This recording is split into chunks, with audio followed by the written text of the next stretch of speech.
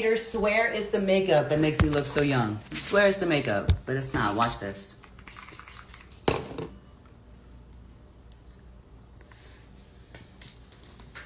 Told you it wasn't the makeup. You gonna behave?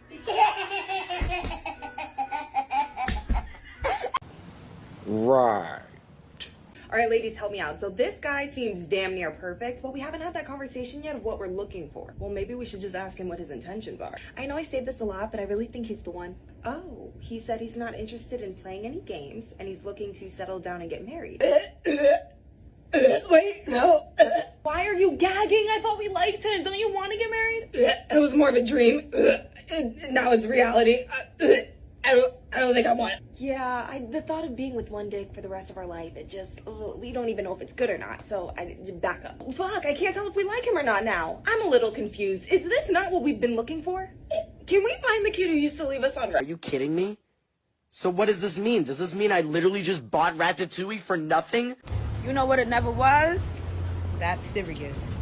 It was never that serious. If you were a man and you were today's day and age and you had a high net worth and you had a bunch of assets and resources and you knew that women were more whores than ever before, not feminine, not submissive, not probably going to listen to you, more masculine, going to put their career over you, they can go ahead and take you to court at any time, you lose your kids, lose half your money, etc. Would you want to stay Peter Pan or would you actually want to commit to these women? Well, I think you're talking about a certain group of women, and I think even though that might represent perhaps the majority, there is a minority of women who are going to be, to your point, more in their feminine energy, more submissive, more naturally Is it worth the risk? material. Are you going to risk your money for that minority then? I think Everything you worked for? I think if you have already exercised a lot of your options and you find someone who checks enough of your boxes and you want to start a family with them, then it might be worth it. You wanna know what's so funny to me is that all of these men are like, oh, I have so many options, oh, I have a roster, oh, I have this, oh, I have that. Really, Jared, you literally are gonna take a girl out every night of the week and even on the weekends, which I'm sure is a little bit more, and drop $120 like you did on me? Really? You wanna be flexing like that? By all means. Have fun filing bankruptcy at the end of this month. Me, on the other hand, if I really wanted to, if any woman really wanted to, we could go out for dinner and drinks every night of the week. On the weekends, and maybe even some weekdays, go to brunch, go to an art museum, go to a concert, go do whatever at the expense of a man. Now, I'm not saying use men for money, but if women really wanted to, and some of us do, we could do that. So who really has the options? Because it's not y'all. And I know financially, y'all really don't have it like that. So I need men to understand where y'all really lie at in all of this and start acting right. Oh, she just dropped the truth bomb, and boy, it's a doozy. She's out here laying it all bare, basically admitting that she's gunning for the top 10% of men, the ones who could juggle a new woman every day if they wanted. Meanwhile, she's playing the traditional dating game to snag all the perks without lifting a finger. Classic move. She's strutting around bragging about how she can get a parade of blue-pilled chumps to foot the bill for breakfast, lunch and dinner, all while she's still dreaming about Chad and Tyrone. And then she's shocked. I tell you that men are dropping out of dating or barely showing up. It's like she's completely baffled why guys aren't lining up to date her when she's openly admitting she's just using them for free meals. Seriously, lady, if you're out here using traditional courtship as your personal buffet line and then bragging about it, maybe you're missing the memo. Men are catching on, and surprise, dating in bad faith isn't winning you any fans. So a woman called me.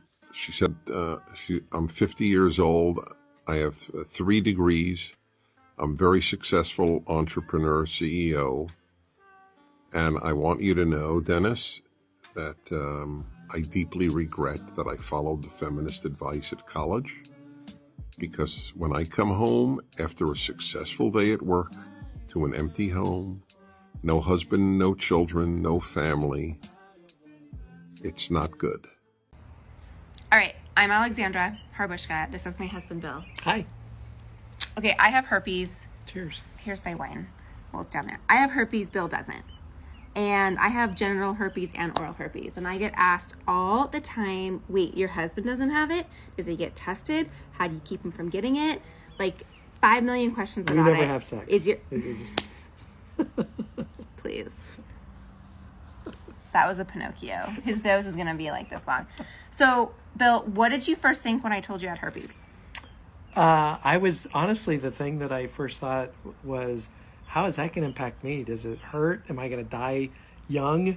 What's going to happen? I want a long life and I want to enjoy it. Have sex? Yeah, We have sex. absolutely. Yeah, absolutely. So to answer his questions, it doesn't impact your life, your longevity. It's just an annoying blister. So it's kind of like a... Hell no, to the no, no, no. Oh, classic move. She's playing the long game of give him my worst after he got my best. Here's the scoop. She didn't exactly bring her a game to the relationship, but now she's cashing in on his. He's probably looking 15 to 20 years older because, surprise, surprise, he's been grinding away while she's been coasting. And let's not forget, the retirement plan involves him, so if she decides to hit the eject button for a hoe phase 2.0, she's taking half of his assets with her. So she waltzed in, didn't bring much to the table, and now if she decides to bounce, she's got a golden parachute. It's like she's on a one-way ticket to what's mine is mine, and what's yours is mine too. This is just another episode of the same old show where men end up footing the bill while women enjoy the ride. I'm sitting here with just this horrible realization. I have spent most of my days figuring out how I can become physically, mentally, financially, spiritually healthy enough to be able to afford and take care of a child.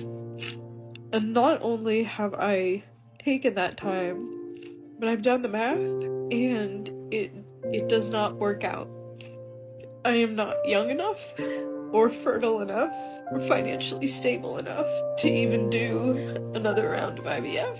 And at 36, like, I'm sorry, like, you're gonna say, like, you have time. Like, I don't. Because I can't spend another minute of my life trying to make something work when I'm just fighting upstream. I don't have a support system. I don't have the money. I don't have the resources or the community. And it just kills me. It kills me that I had embryos with my ex-husband that were viable, and they're just gone now. And my future with those children and my life as a mother is just, it's gone. And it's not just that it's gone, it's the fact that it was decided for me by so many other people and factors. And that's what kills me, because it was not my choice. And I'm angry. And I'm heartbroken. I got myself a Big Mac meal and a large Coke. I do not fuck with Diet Coke. I'm like, you had me at diet. Like, had me, like, at diet. I do not fuck with Diet Coke. I like Coke. The soda. It's right here. Love it. Love McDonald's. And then we have our iconic Big Mac. I honestly don't think there's anything more iconic than a Big Mac. Like, holy fuck. I used to like when I was good when I was little, you know, I was behaving, being a good little girl, like I always am. I'm such a good girl. I was a bad girl. Like, no. People told me I sound like JoJo Siwa a lot, so was that good? But I loved, when I was good, my mom would be like, good job, you get a Big Mac. I'd be like, yes!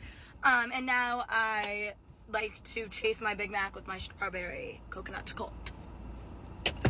If there was a Big Mac cult, I'd be in it. In another life, I was a Big Mac. Oh, the classic skinny jeans now, but wait until later scenario. She might look all fine and dandy today, but just wait until she's living off McDonald's and hits the wall. That skinny frame could easily turn into a Michelin Man situation before you know it. A lot of modern women don't realize that their youthful looks and tight jeans are like a built-in lure for attracting a mate. It's like their jeans are working overtime trying to get a guy's attention. But give it a few years, a bad diet, and maybe a couple of kids, and suddenly she's not just dealing with a wardrobe malfunction, she's rolling out her own personal fat grenade. Sure, she's skinny now, but let's be real, if her voice and attitude are already mood killers, it's not just the diet that's going to ruin the vibe. Imagine dealing with that nagging energy when she's not just a mood killer but a full-on buzzkill. No one wants to chill with a broad who's got a permanent chip on her shoulder, especially when the diet and attitude combination turns a relaxing evening into a game of dodge the drama. So, gents, keep an eye on the future and remember it's not just about the now, it's about what's coming down the road. So, I have a question. It's a big question, and it's for all you hot single guys. I want to know where you are, because I can't find you. You're not in any coffee shop. You're not on most of the dating apps that I've been on before. And you're not hanging out with my mates. So where are you? Literally, tell me your location, because I have almost retired my vagina because I can't find a single guy that I find remotely attractive, funny, smart, intelligent, charming. Where are you? Do you all go and hibernate on some far-off island somewhere else? Like for the summer and the winter and the autumn, and like literally come out for like 2 weeks and oop, I missed you. Where are you? Come on, like answers on a postcard. St. Albans, send your location to me and I'm coming. Literally coming. The only relationships that will last long term successfully are as followed. When the man loves the woman way more than the woman loves the man, or when the man and women love each other equally. And the common denominator here is that the man has to be fully fucking invested. The thing is, that lopsided relationship where the woman loves the man more is going to fail because she is putting in overtime. Women will always put in effort in the relationship to make it work, whereas man has to feel fully invested in the relationship in order to make the changes necessary, in order to communicate effectively, in order to put work into the relationship. If you're a woman watching this and you are stuck on that crusty, dusty ass man, this is your sign to take your energy back. Put it back into yourself, put it back into someone who is going to treat you like the fucking queen that you are. Ah, classic single women doling out relationship advice like it's hot gossip from a reliable source. It's like asking a fish for tips on how to catch a fish. Sure, they're experts on the water, but not on the hook. The irony is, most of these gals have never actually experienced a successful relationship themselves. So when they say that the key to a successful relationship is the man investing more, it's clear why men are heading for MGTOW. Men have been putting in the effort, showing up with commitment, and getting tossed aside like yesterday's leftovers. If a woman isn't putting in the work and constantly proving her worth, she's just going to see him as a stepping stone to the next better option. It's like she's climbing a relationship corporate ladder, thinking each guy is just a rung to reach the final boss. Spoiler alert, there's no final boss or magical happy ending, just another level of disappointment. So ladies, before you take advice from someone who's never been in a successful relationship, remember sometimes the best guidance comes from those who've actually been through the trenches and come out stronger on the other side. I don't do two-part videos, so I'm going to try and get this in 3 minutes, and it needs a lot more than 3 minutes. But let me tell you a fucking story here, okay? I'm a repo guy. I don't hide it. A scenario that I've seen time and time again, not necessarily in Ontario where I live, but in Alberta. And a particular file I was working. He was working oil and gas.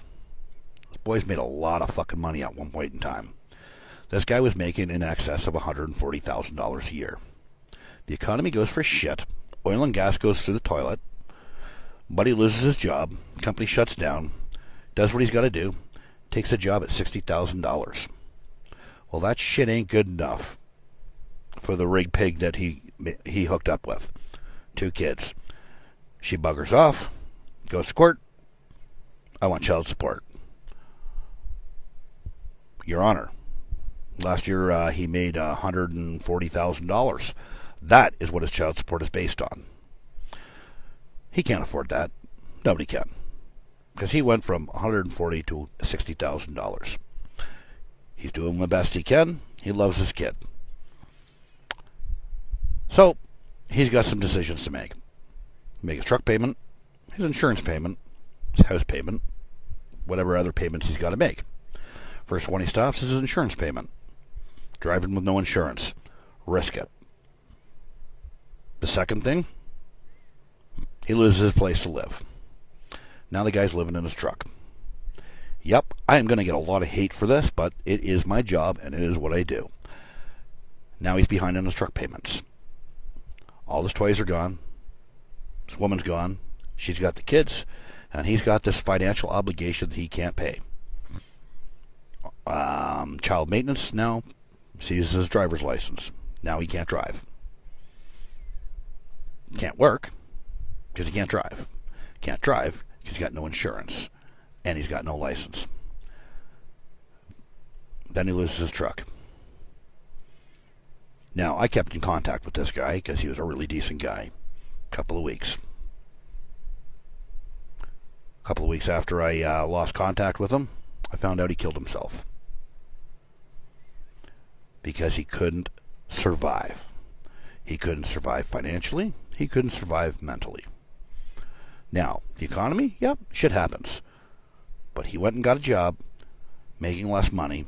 He could have gone to court and got his child support reduced. He couldn't afford to go. He's dead. Gone.